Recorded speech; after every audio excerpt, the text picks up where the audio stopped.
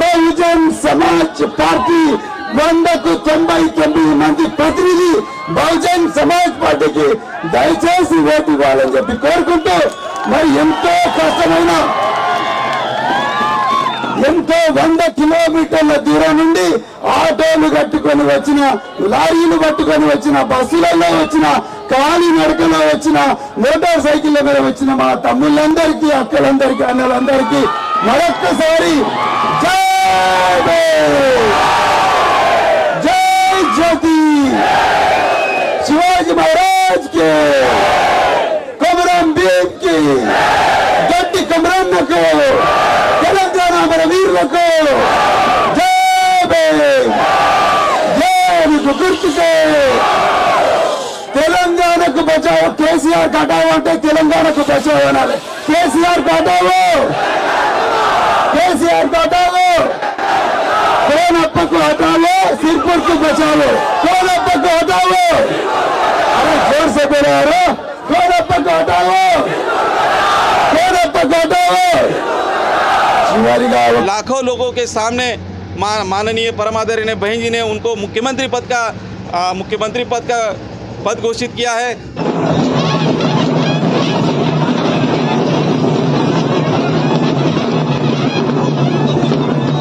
हूँ कि आने वाले समय में बसपा की इतनी सीटें आएंगी कि बसपा के बगैर वहाँ तेलंगाना में सरकार नहीं बनने वाली है. ये मैं डंके के जोर से कह रहा हूँ. छत्रपति शिवाजी महाराज गारी आत्म साक्षिगा, परम पूज्य डॉक्टर बी.आर. अंबेडकर गारी साक्षिगा, अदे विधंगा महात्मा ज्योतिराव फुले साक्षिगा, क्रांति ज्योति सावित्रीबाई फुले गारी साक्षिगा. केसीआर का बीजेपी के हिडन छुपा रुस्तम उनका गठबंधन है. और ये पूरे लोगों को बताया है प्रवीण कुमार साहब ने सड़कों में उतरकर. जैसे फार्मर्स का जो बिल आया है समर्थन दिया है, नोटबंदी को समर्थन दिया है, हर चीज़ का मोदी का जो बिल होता है पीछे के माध्यम से केसीआर खुले तौर पे समर्थन कर रहा है. तो ये जाहिर है कि दोनों को छुपा रुस्ता गठबंधन है. और ये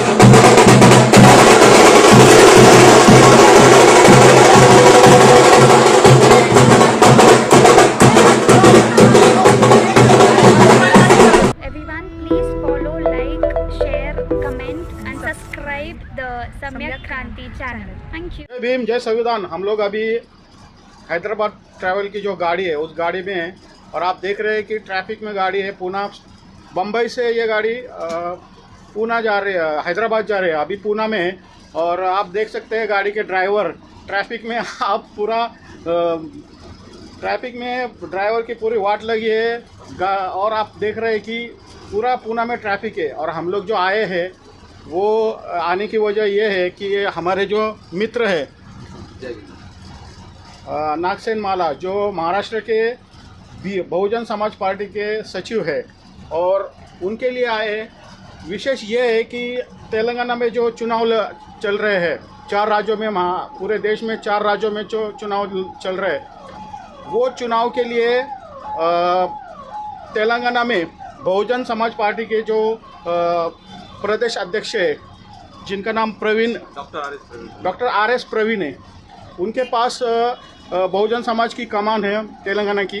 और साहब उनके चुनाव प्रचार के लिए जा रहे हैं. नागसेन माला जी, जय भीम. सभी साथियों को जय भीम, क्रांतिकारी जय भीम. मैं नागसेन माला, बहुजन समाज पार्टी महाराष्ट्र सचिव, बम्बई का रहने वाला हूँ. सभी बहुजन समाज साथियों से मैं अपील कर रहा हूँ कि आने वाले समय में बहुजन समाज पार्टी की तेलंगाना में सरकार बनने जा रही है. मान्यवर कांशीराम जी साहब हमेशा कहा करते थे मुझे मजबूत नहीं, मुझे मजबूत सरकार चाहिए.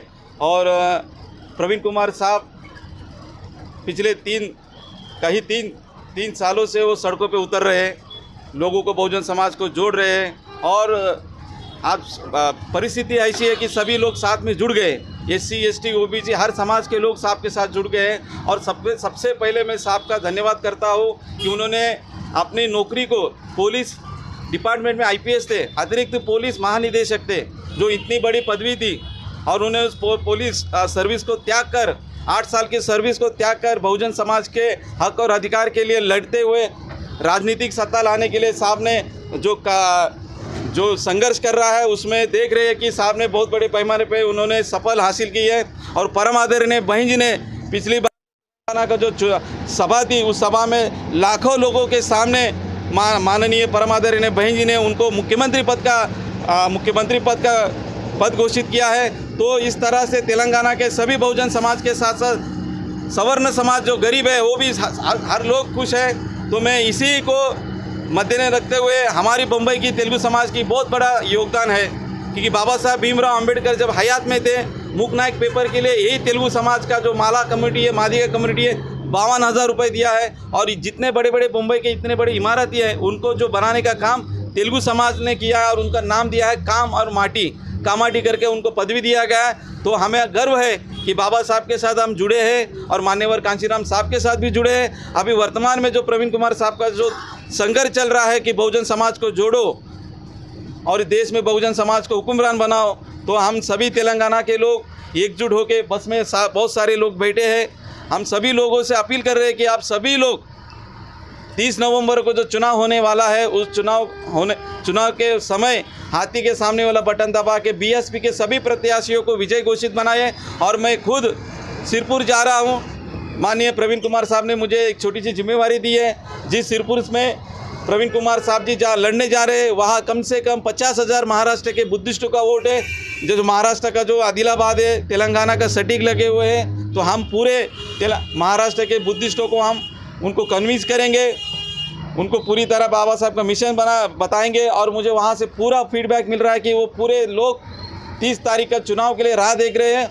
और जिस तरह से 3 साल से प्रवीण कुमार साहब सड़कों पे उतरे हैं, 30 तारीख के बाद जो 3 दिसंबर को जो नतीजा आने वाला है, प्रवीण कुमार साहब भारी मतों से विजय बन के विधायक बनने वाले हैं। अब की लड़ाई साफ बहुजन समाज की लड़ाई, अभी वो सदन में लड़ने जा रहे हैं, तेलंगाना के सदन में। तो इसे हमें बहुत सारे खुश मिल रही है। और इसका जैसे ही चुनाव में बसपा का कुछ विधायक चुन के आएंगे, सरकार बनाएंगे, पूरे भारत वंश में उसका फ़ायदा होने वाला है। तो मैं सभी लोगों से अपील कर रहा हूँ, हमारे साथ तेलुगु समाज के लोग हैं, सभी एकजुट हम लोग साथ जा रहे हैं। अभी आने वाले समय में और बहन जी आने वाली है सिरपुर में, और बहन जी की 4 सभाएँ होने वाली है। तो हम पूरी ताकत लगाएंगे और बसपा के सभी 119 उम्मीदवारों को भारी वोटों से विजय बनाएंगे।